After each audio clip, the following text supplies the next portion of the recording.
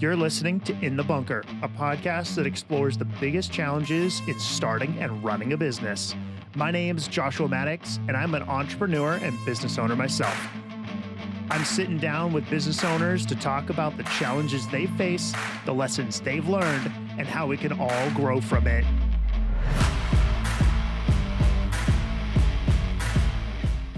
Welcome back to In the Bunker. Every business owner has faced challenges, and we love to tell and share those stories. Today, we have Mike Rosenberg in the bunker with us. Mike was faced with the challenge of to grow or not grow his business.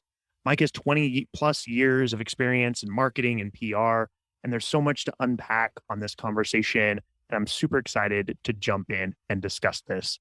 Let's welcome Mike to the show. Thanks, Josh. Appreciate you having me. Good to have you on. Before we jump into this topic, let's really understand who you are. How'd you get here? What do you do? Great. I don't think we have time to fully understand it, but so I'll give you the quick overview. So currently, and for the last 10 years or so, I've been the CEO of Veracity Marketing.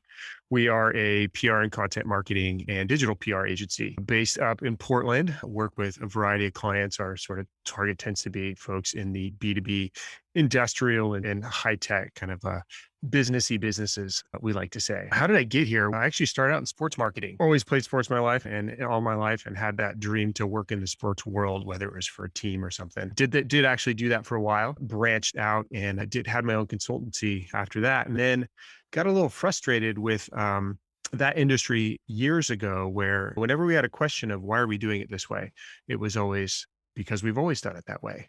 Like I said, I got frustrated with that and met with a friend who was starting a digital marketing agency, specifically a search engine marketing agency. This is early 2000s. And when the question came up is, how are we going to do it? Why are we doing it that way? The answer was, we don't know because it hasn't really been done yet. And that was very exciting. So helped build that it came to an acquisition, which was our goal there. And then joined Veracity, which was actually it was specifically a PR firm started by my wife, joined her and started building out the digital side of what we do. So that's the quick. So as you started this PR agency, obviously being an entrepreneur, being a business owner, there's always a desire to grow, to achieve that next goal. What was that growth trajectory that you guys had set?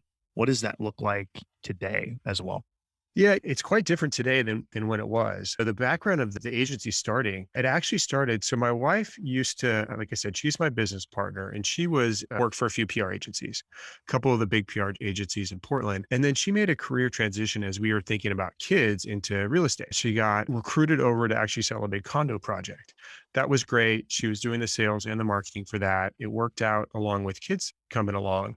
That was 2007, 2008. A little bit of a recession coming, a little bit of a housing bubble. Everything was late, of course. And so instead of the timing working perfectly to then take a break to have our son, everything ran over, super busy, then decided to really take a break and really enjoyed the marketing piece. I think even more than the real estate piece. She has a big passion for that, but decided to go back and raise our son for a little bit, but then wanted to work still. So she started Veracity basically as a PR consulting. She had a few clients, et cetera, et cetera. The company that I was working for got acquired, and the timing just worked out where she was starting to turn business away. And I came over and said, okay, let's build this. We actually at this time now had 2 little kids. And part of our reason for doing it together was we could make enough money to live. We could share raising our kids. We could share running this business. And the sort of short-term goal there was just sort of make it through when they were little and was in the basement of our house, all that sort of stuff. But we also had plans of what are we going to do when they start to go to school full time and what are our ultimate goals. So one of those goals that we identified was, actually, this was one, her name is Amy.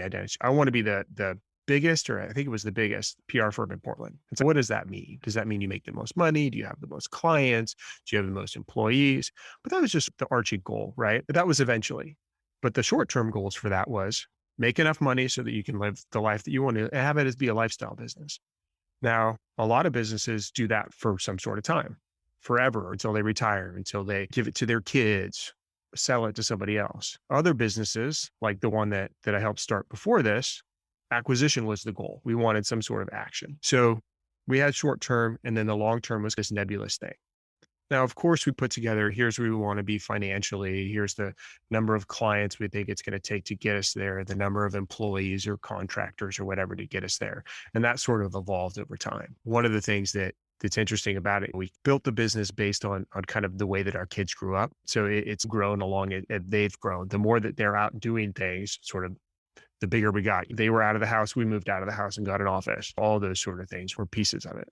Got it. It with any business, as you're growing that and you're figuring out, like you said, making the income that you need, but having that goal of being the biggest PR firm in Portland, obviously there's other PR firms in the area. Is that a goal that has changed, or is that a goal that you've achieved? I'd say we certainly haven't achieved it, but as I mentioned before, it's a nebulous goal. It's just one of those. In fact, I think it's an ego goal. I would say one of the other things I said, is it biggest or best? I personally would say that we're probably the best. It also depends on how you define PR, the various things that you do. I'm sure there's other firms that are better at certain pieces of PR than we are. Like, for example, investor relations isn't something we do a lot of. So if that's what people think of when they think of PR, are we the best at that? Are we the biggest? Absolutely not. When they talk about getting their client media relations and media results, yeah, we could be considered the best at that. And then, like many industries in the agency world,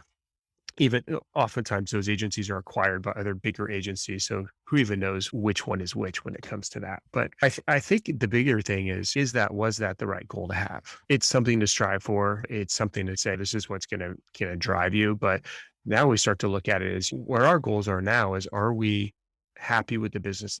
Are we happy with the work we're doing?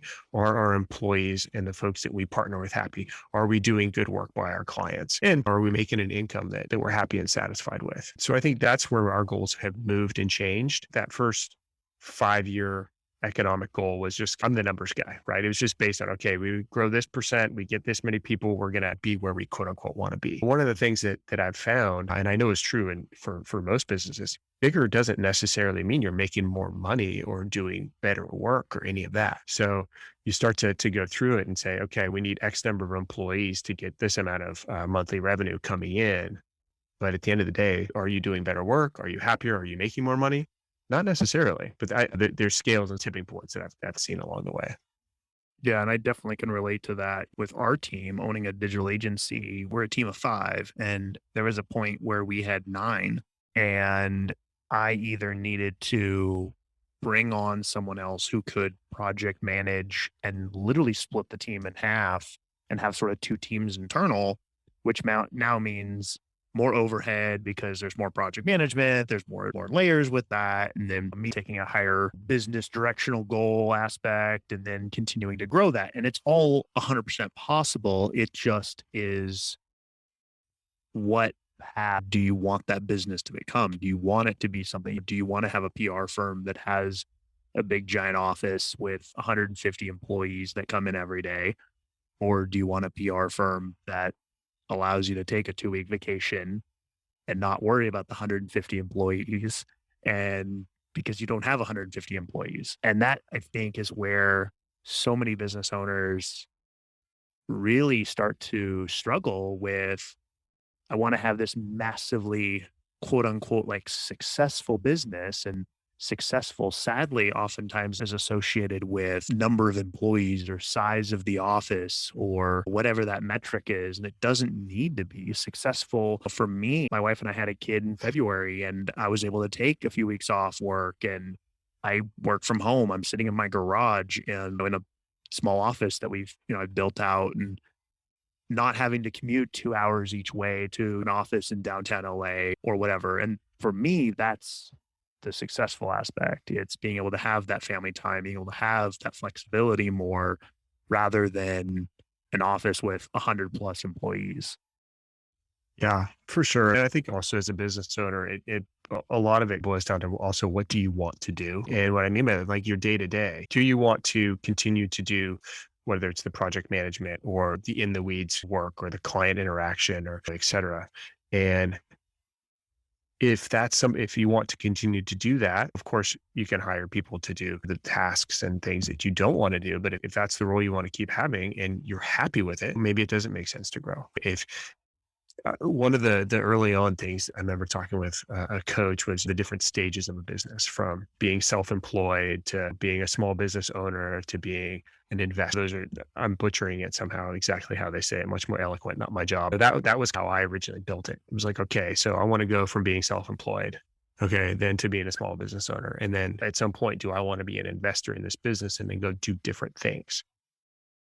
That's a question I think a lot of business owners, I'm sure they have asked themselves, but need to continue to ask themselves as they're going. And then are these steps going to help take me closer to that? So if my goal is to become an investor in this business, then maybe you do respond to those emails talking about people wanting to buy it, continuing that way. I don't know if you get those, but those are my current annoyance in the inbox. But that's just because I'm not in that position right now. Like I want to keep building it myself. So I get it. I think that the thing there is, it's like you said, it doesn't have to be perfectly where what's perceived to be a good business or a big business. I've talked with plenty and worked with plenty of people who have hundreds of employees, and it seems like everything from the outside is going amazing. And it's, yeah, but we are a lot more profitable when before we hit that 50 employee mark or that 10 employee mark or whatever it is. And then I think a lot of people in the last couple of years with, the pandemic and living it and working from home and reevaluating priorities, I think there's a lot more people who are coming onto that it doesn't have to be what that old school view of success was. And I think the other aspect with that, I know that I've seen is you also have employees who are okay with not working a 40-hour week now. They've realized that there's a lot of stuff in their life that they cut out expense wise that if you're not driving in LA, you can go 20 miles and have a 2-hour commute. It's ridiculous. And if you're not spending 4 hours in the car every day, that's a heck of a lot of gas. You can take a pay cut. You can take less hour a week job. You can spend that money elsewhere. And so I think that's where so many businesses have seen flexibility in that. I know some local businesses in the LA area who would only hire local talent who could be in the office. And then they realized with the pandemic and realized the ability to hire anyone in the US, they're like, that changes our talent pool. We now can hire anyone anywhere. And it's a very different element. You could have someone who's in New York or Florida or whatever that has a 3-hour time difference that is going to be able to be online 3 hours before your staff in LA is. And instantly that gives you an additional few hours of client support. And you don't have to pay someone to get up and be in the office at 5 o'clock in the morning because they're doing it from Florida. Yeah, absolutely. I think it's interesting. We've been through, I feel like almost every sort of employee, contractor, whatever situation. And I'm sure it'll continue to change too, from having only full-time folks to working part-time working mothers was one of the things where we thought we could get, especially in the PR world, we felt like there was this great talent pool that worked for a while, maybe took a break for kids or whatever, and then maybe didn't want to come back and go into an office and didn't want to have that full-time job, but had this great knowledge in it. So have worked with some folks who were like that. Speaking of now, it's for us, at least, it's a hybrid, right? We've got some folks who are quote unquote full-time employees. We gave up our office and haven't gone back to it yet in Portland, but we just hired a person in the St. Louis area. And that's worked out great. Like you said, now we've got East Coast, Midwest. We don't have anybody in that mountain time yet. So that hour we don't quite have covered, but maybe the next one will be somebody in Montana or something. And then of course our West Coast. But like you were saying, we found it's been great to have those diverse work hours too. I love having stuff in my inbox when I get there in the morning because I know that somebody's been working a couple hours. But also, they don't necessarily have had to have been working from 8 o'clock their local time either. I think for a lot of employees and where the really, especially the good in demand ones, that flexibility of time, not only of location and time zone time, but like you work with what works for you. Right. And there's all kinds of studies talk about when people do their best work and when they're the most productive. And it's the ability for the most part to be flexible in that, I think is going to be a big win for everybody that can do it. Oh, you want to do, yoga every day at 9 o'clock? That's a part of your schedule and you don't build meetings that you need to be at around that time of your 9 o'clock central time or whatever. Great. We'll block that in the calendar for you and you're getting your work done. Awesome. That's the perfect scenario. Yeah, absolutely. And our team does almost the same thing with being able to, you want to take a 2-hour lunch and do a workout or get your grocery shopping in during that time rather than trying to grocery shop at 5:30 when everybody else is. Yeah, no, it's a great element. We had a designer that worked for the company for a while that would go surfing in the morning. And the days that he went surfing were the days that he did his best design work. I bet. Yeah. And so it was like, I don't care that you're going to be 2 hours late, like getting in the office, because I know the work you're going to produce today is going to be awesome. It's going to be great. And so it also, not only does it provide that flexibility, but it provides the aspect of, if you're not having to sit there all day while you're working going, I'm going to have to fight people at the grocery store at 5 o'clock. Like, this is going to be a pain. Like, knowing that you can go during lunch or go early in the morning and just take care of that. And then you're not sitting there thinking through that and focusing on that all day in the back of your head. It's one less distraction to not have to worry about. And it just, not only does it make your workday better, it makes your just overall quality of life better. It's it's nice. It's nice to be able to have that flexibility. Yeah. Yeah. It makes you think about whether it's work life balance, or what we talk about as work life flow, where it just goes in and out. And especially for owners and entrepreneurs, it isn't necessarily you're on and off, right? I know that's for sure true for me. You're talking about you taking time off for the kids or taking vacations. And I think that one of the things that's another growth question. Eventually, if you go back to that investor piece, that's where you have that ability. It's part of that is what's going to happen when I leave the office. Yeah. I can't leave. The first one is I can't leave because nothing's going to get done. The second one is, yeah, I can leave, but it's got to be for a short amount of time and I need to be available. And then, of course, the next step is, yeah, I can leave and trust that things are going to get done without me. It's going to be totally fine. Maybe if there's an emergency. And I think that, for me, is getting to that point is where I want our company to go, pseudo there. But back to that work-life sort of flow balance thing, for me, it's now, we actually had this even before the pandemic, being with the ability to work from anywhere and even have different times that you're working. It's not going to be turn it off. I don't think it's going to be turned off for many business owners, but it's knowing that, okay, I can get up on vacation. Maybe I get up early and get that couple hours of work done and be able to enjoy my time, as opposed to I'm going to take these 2 weeks and be away and completely unplug. Now, that's needed for some people at some points where you've got your head down grinding for a long time. You need that completely unplugged time. As long as I've owned this business, I haven't had that, nor have I wanted it. And so I think that's a part of deciding how you want to grow as well. Yeah. Yeah, for sure. I know there's a saying that goes, you're either a business owner or owned by your business. Mm-hmm.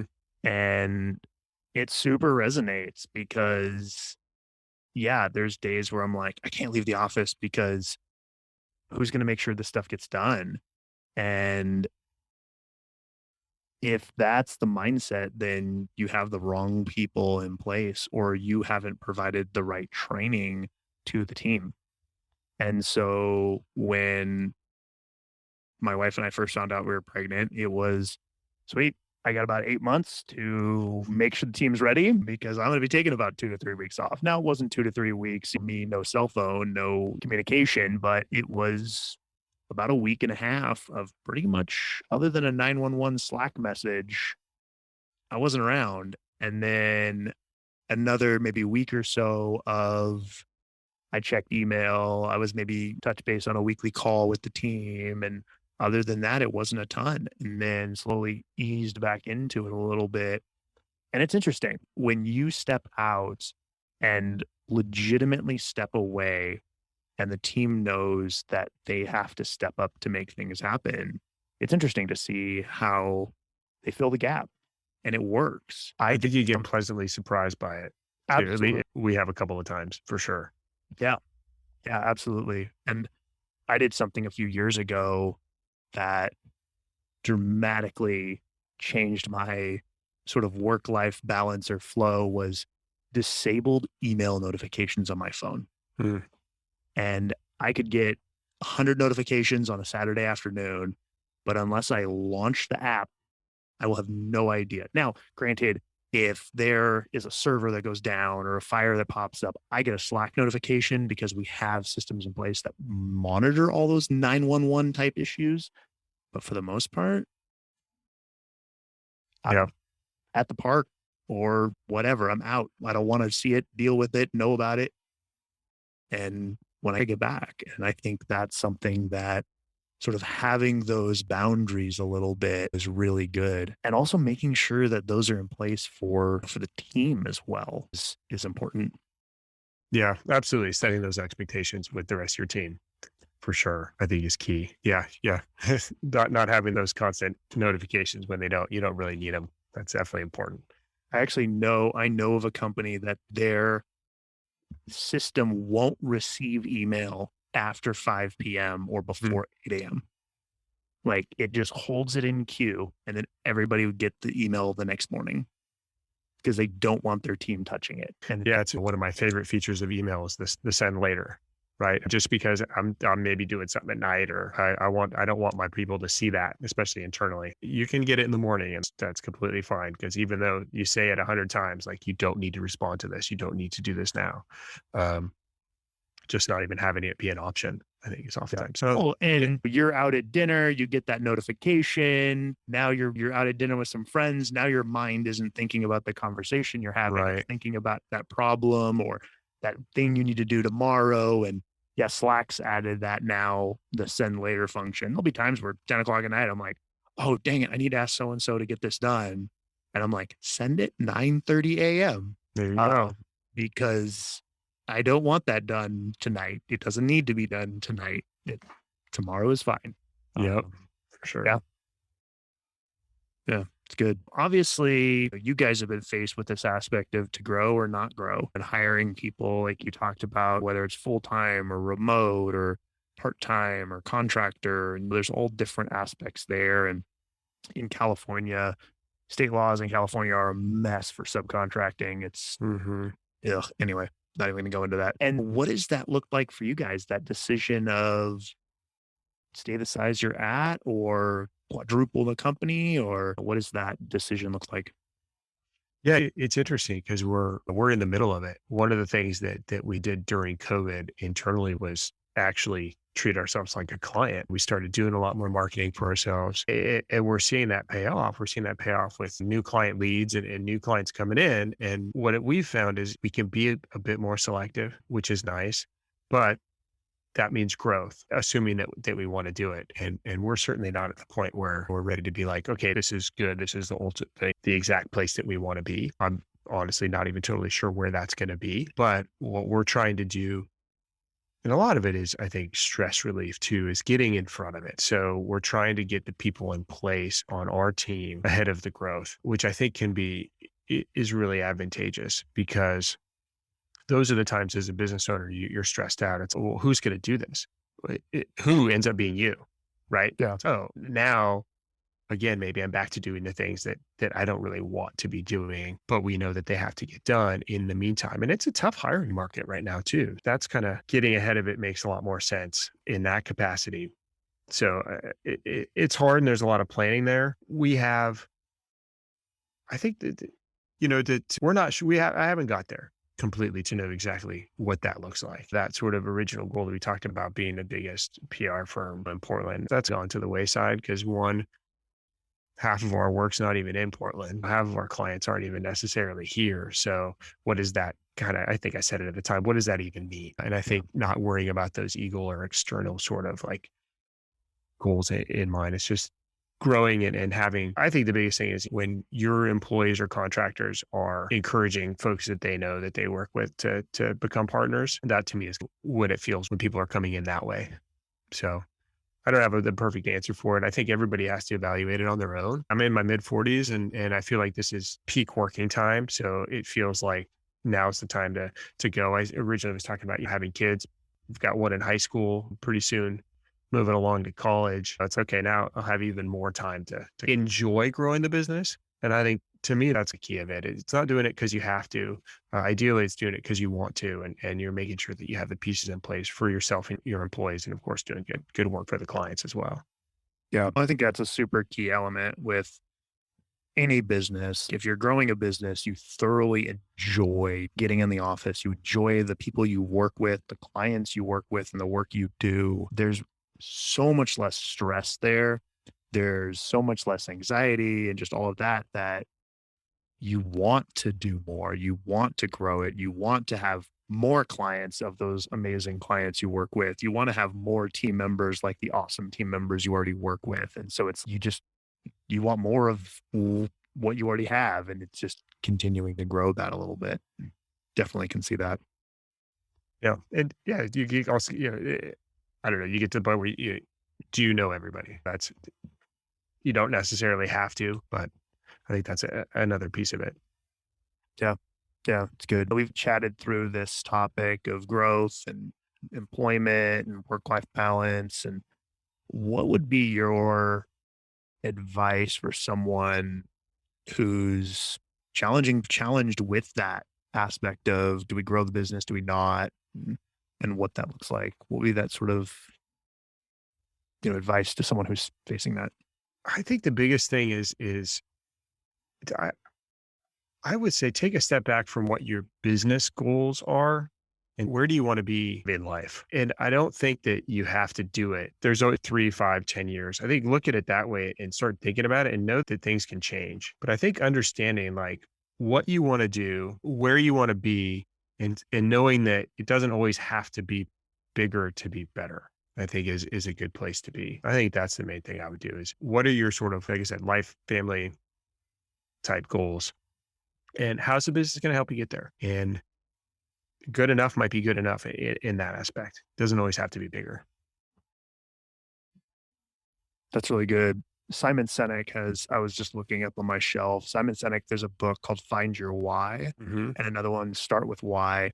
And I think you hit it basically with what you just said. Like, it's literally, if your business supports your personal mission statement and is right alongside that, then how can the business further support that? But if the business is 100% against your sort of why, your personal sort of mission statement, then you got to change it or do something or sell and get rid of the business, or you got to think personal first. And how does the business support that? Um, I think that's a But I really think key. it's got to be yours too. Oh, Like totally. there's so many people, oh, I want to do this and I'm going to work really hard so I can retire. I hear all the time. What are you going to do when you retire? I don't hear it all the time. I'm not that old, but it's like, well, I don't know if I am.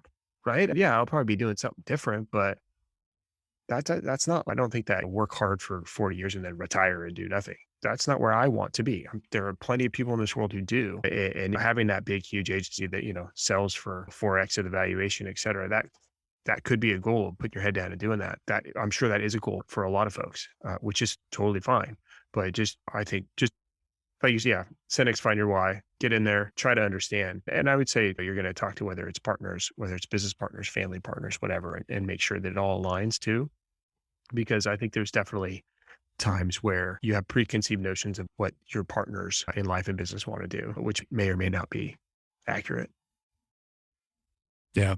Yeah, definitely true. And in the aspect of retiring, you don't have to retire. You don't have to retire if you can work anywhere. Like for me, literally all I need is a laptop and my cell phone. It's funny. One of our designers was traveling and seeing some family, and we're on a mock-up review call with a client. I was like, yeah, we needed to shift the call an hour or something because he's Midwest or something. And it's really funny because client didn't realize it.